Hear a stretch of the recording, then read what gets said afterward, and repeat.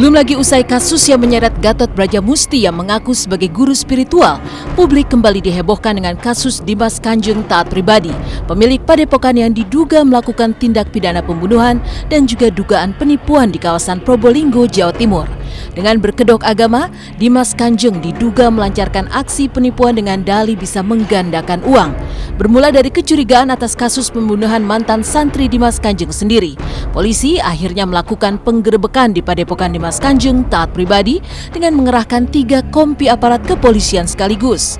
Proses penangkapan berlangsung tegang karena ada sejumlah santri yang menentang dan melakukan perlawanan.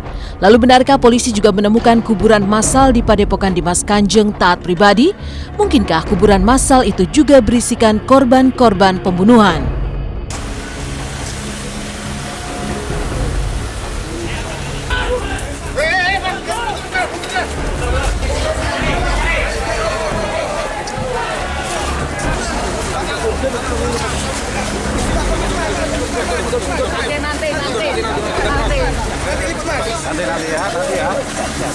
Dan nanti dikhawatirkan nanti ada yang pro dan kontra di dalam sini, yang melibatkan banyak orang di sini, makanya banyak di sini.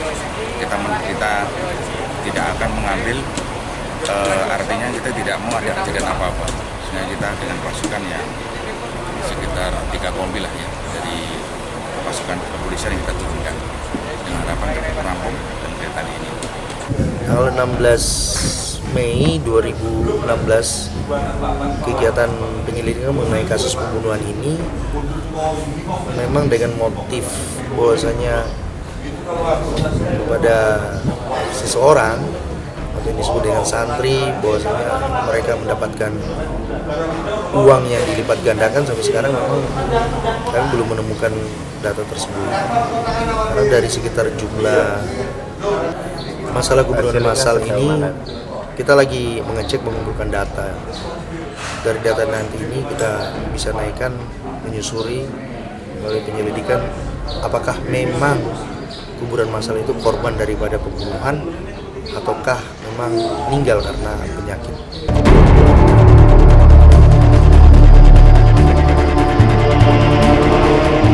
Penggerebekan di padepokan Dimas Kanjeng Taat Pribadi juga menguak fakta bahwa sang guru spiritual menyimpan uang yang kabarnya berjumlah hingga miliaran rupiah dalam pecahan 50 dan 100 ribu.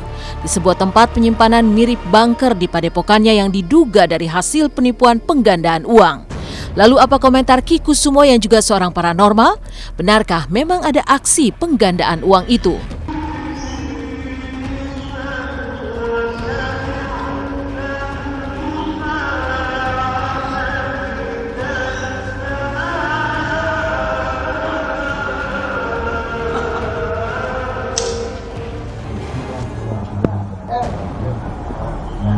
Dani.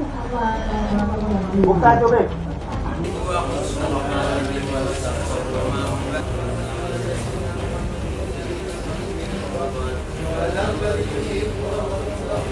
Santri percaya ya itu dari teknik aja, teknik di mana si diduga pelaku di dalam mengeluarkan uangnya itu terjadi 4 kali, bahkan beberapa kali bisa terjadi. Tapi untuk dia mendapatkan, si santri sendiri mendapatkan uang yang berlipat ganda sampai sekarang dari 42 orang yang terjaring untuk kegiatan pada saat di padepokan, sampai dengan kegiatan penggeledahan yang kita lakukan terhadap istri juga daripada pelaku itu belum ada.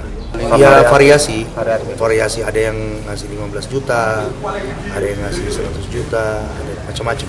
Saya udah katakan emang itu palsu, emang itu cuma penipuan aja.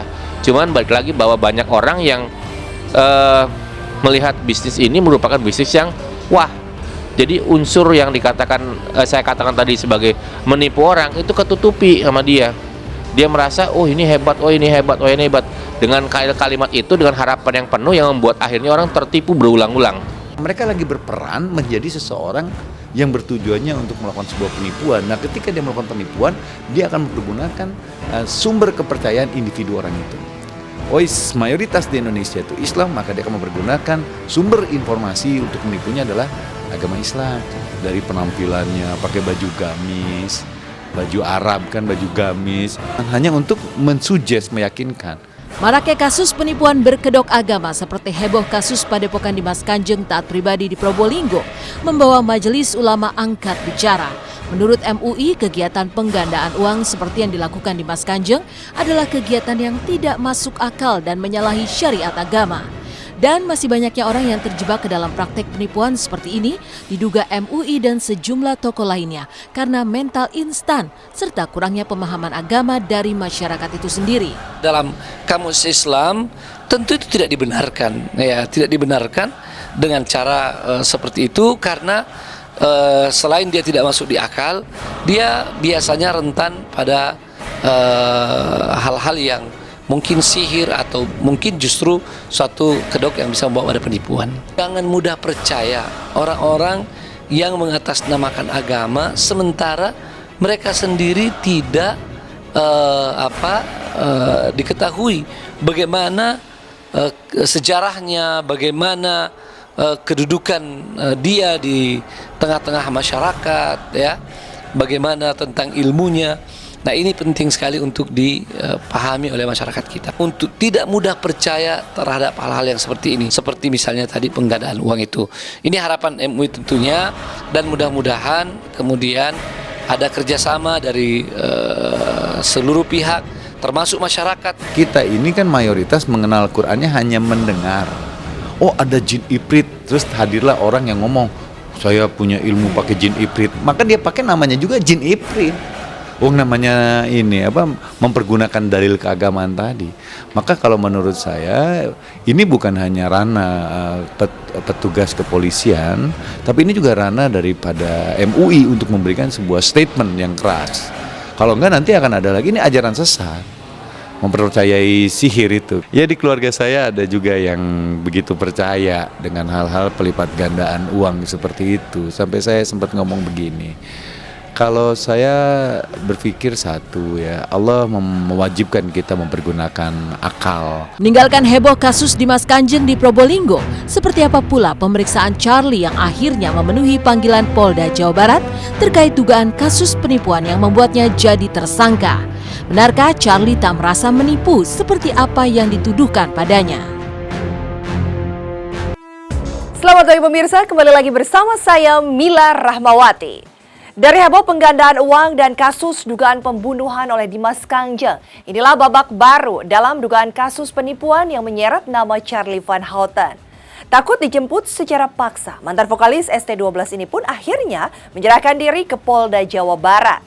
Setelah diperiksa selama 6 jam penuh sebagai tersangka, benarkah Charlie pun akhirnya mengajukan penangguhan penahanan untuk tetap bisa tampil di Purwakarta tadi malam.